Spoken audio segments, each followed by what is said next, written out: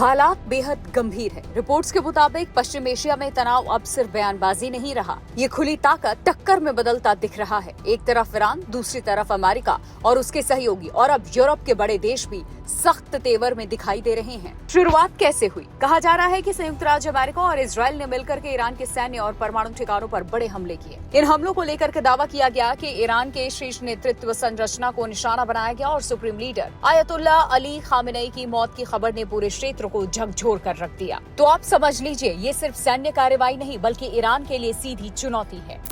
Iran का जवाब, पूरे क्षेत्र में धमाके। इसके बाद जवाबी कार्रवाई का जिम्मा लिया ईरान की elite force Islamic revolutionary guard corps ने। रिपोर्ट्स में कहा गया कि मिसाइल और ड्रोन हमलों की बारिश कई देशों पर हुई। धमाकों की खबरें आई रियाद, दुबई, अबू धाबी, दोहा, मनामा, यरूशलेम, तेल अवीव। नागरिक इलाकों में भी नुकसान की खबरें सामने आई। बहरीन में अमेरिकी नौसेना के 5th फ्लीट मुख्यालय के पास हमला। कतर के अल उदैद एयरबेस को निशाना, यानी साफ संदेश, जहां अमेरिकी या सहयोगी मौजूद वहां जवाब मिलेगा। यूरोप की एंट्री E3 का सख्त संदेश। अब सबसे बड़ा सवाल, क्या ये जंग और फैलेगी? यूरोप के 3 बड़े देश फ्रांस, जर्मनी और ब्रिटेन, जिन्हें E3 कहा जाता है, उन्होंने संयुक्त बयान में साफ कहा अपने हितों और सहयोगियों की रक्षा के लिए डिफेंसिव एक्शन लेंगे। ईरान की मिसाइल और ड्रोन क्षमता को खत्म करने की बात कही। मतलब यूरोप सिर्फ बयान नहीं दे रहा, सैन्य तैयारी का संकेत दे रहा है। क्षेत्रीय असर, क्यों खतरनाक है ये स्थिति? ये संघर्ष 3 वजहों से बेहद खतरनाक है। पहला, युद्ध का दायरा बढ़ रहा है।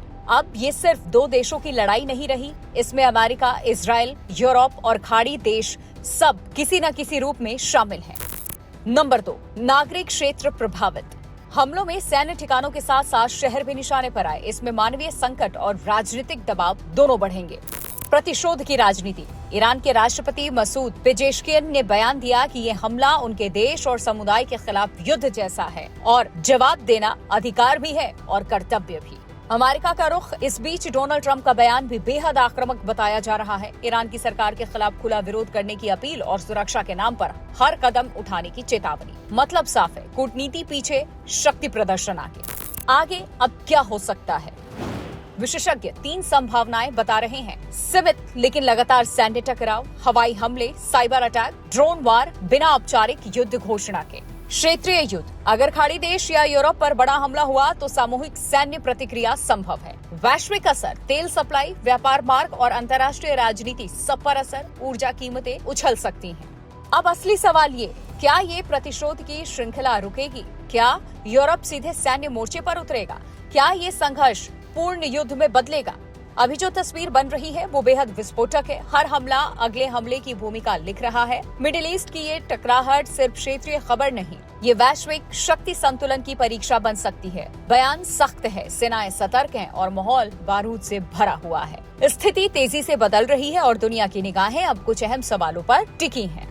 सबसे पहला, क्या ये टकराव यहीं थमेगा या इतिहास का नया युद्ध अध्याय लिखा जाएगा? नंबर 2, क्या अमेरिका और इजराइल का ईरान पर हमला सिर्फ सुरक्षा कारणों से था या इसमें राजनीतिक और रणनीतिक हित भी शामिल थे?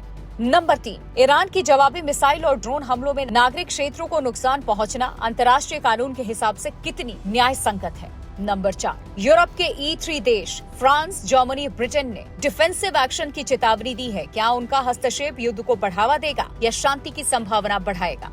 नंबर 5, क्या supreme leader ayatollah Ali Khamenei की हत्या ने मध्य पूर्व में स्थानीय अस्थिरता पैदा कर दी है?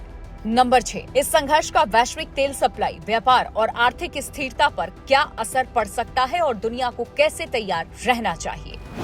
कुल मिलाकर मिडिल ईस्ट की ये जंग अब सिर्फ खबर नहीं, इतिहास बन रही है। अमेरिका, यूरोप और ईरान तीनों अपनी पूरी ताकत दिखा रहे हैं। सवाल ये है कि क्या ये टकराव यहीं रुकेगा या युद्ध और फैलने वाला है? ये सिर्फ एक रिपोर्ट नहीं बल्कि एक भविष्य की तस्वीर थी आपके सामने।